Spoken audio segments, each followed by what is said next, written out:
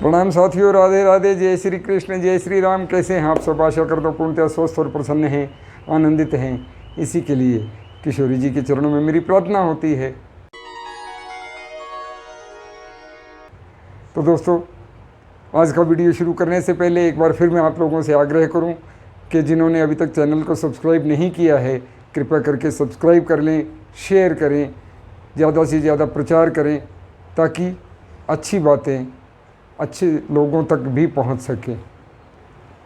और यदि आपको जन्म कुंडली से संबंधित कोई प्रश्न है, जन्म कुंडली बनवाना चाहते हैं, विश्लेषण करवाना चाहते हैं, तो कृपया नीचे दिए गए ईमेल आईडी से ही संपर्क करें। अन्य कोई संपर्क सूत्र मैंने नहीं दिया है। आज के वीडियो में हम बात करते हैं खास क्या कि अभी ये श्राद्ध पक्ष समाप्त हो रहा है, दिवाली के दिन शुरू हो जाएंगे नवरात्रि से ही।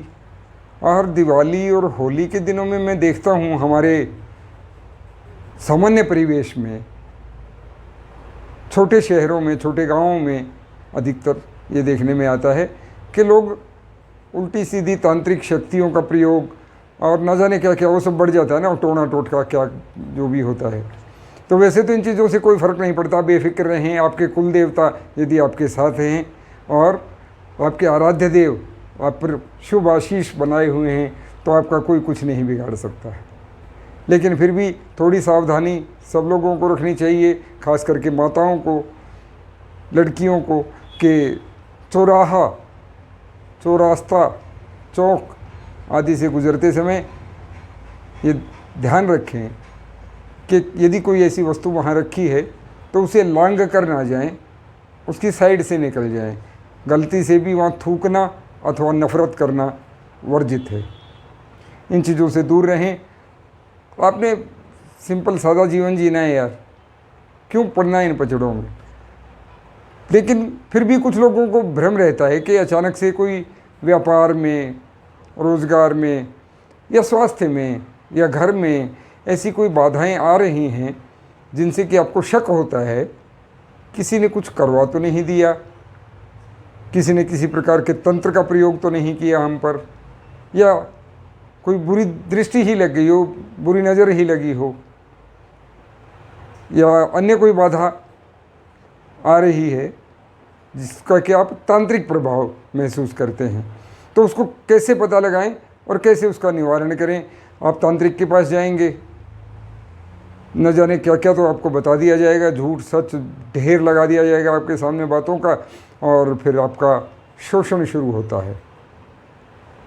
उस सब से बचकर एक सीधा सादा सा काम आज मैं आपको बता रहा हूँ। ये काम कोई भी कर सकता है, किसी भी दिन कर सकता है। चुपचाप अपने घर में करना है, कहीं बाहर नहीं जाना, कहीं शमशान में नहीं जाना, कहीं आपको चौराहे पे नहीं जाना, और सफलता की 100% गारंटी है। आपने क्या करना है, ये जो लोग ऐसा महसूस करते हैं, पुरुष हो अथवा स्त्री हो, कोई भी कर सकता है, कभी भी कर सकता है। शुक्ल पक्ष हो, अंधेर पक्ष हो, कृष्ण पक्ष हो, श्राद्ध पक्ष हो, नवरात्रि चल रहे हों, किसी भी दिन करें आप, कोई वर्जना नहीं है। आपने एक पीला नींबू ले लेना है, पीला नींबू। और जब आप सोने लगे, आप अपने बेड पर, चारपाई पे, जहाँ भी आप सोते हैं, उसे अपने सिरहाने रख लें, तकिए के नीचे या बेड पे अपने पास सिरहाने रख के सो जाएं। सुबह उठेंगे और उस नींबू को लेकर जाएंगे। सुबह उठते ही पहला काम यही, बाकी सब बाद में। उठते ही आप उस नींबू को ले जाकर रसोई में गैस जलाकर गैस के ऊपर जलाएंगे और दूर थोड़ा सा हट के खड़े हो जाएं, ध्यान से उसे देखते रहें जलते हुए। नींबू में लिक्विड होता है, रस होता है, नेचुरल है, वो जलेगा। कुछ आवाज़ें भी आ सकती हैं। पानी या कोई भी द्रव्य जब जलता है तो आवाज़ें भी आती, तो वो घबराने की बिल्कुल बात नहीं है। आपने क्या नोट करना है, वो जलते समय पटाखा करता है। यदि उसमें से फटने की आवाज़ आती है, फटेगा तो हर कोई नींबू फटेगा, लेकिन फटने की आवाज़ आती है, तो समझना किसी ने आप पर ऐसी किसी प्रक्रिया का प्रयोग किया है, कोई आपसे शत्रुता इस प्रकार की रखता है जो आपका हित नहीं चाहता। और यदि पटाखे की उसके फटने की आवाज़ ना आए तो यानी आपको कुदृष्टि, बुरी नज़र लगी है, या आपका ही कोई दोष है, कहीं चौराहे में पैर मार देना, कहीं थूक देना, आपकी तरफ से कोई दोष बन गया, कोई बात नहीं, सिंपल सी बात है, हो जाता है, घबराने की क्या बात है। ऐसा आप 3 दिन लगातार करेंगे। सिर के पास नींबू रख के सो जाना है, सुबह जाकर रसोई में गैस जला के उस पर उसको बर्नर के ऊपर रख देना है, वो जलना शुरू होगा, आप साइड में दूर खड़े हो जाएं, उसे देखें।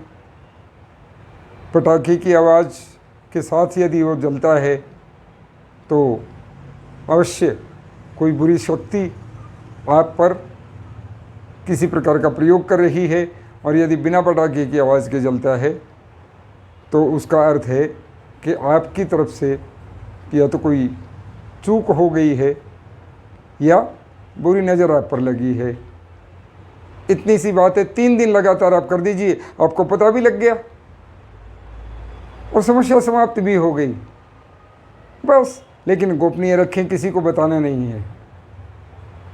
ये तंत्र क्रियाएं होती हैं, ये गोपनीय रहकर ही काम करती हैं।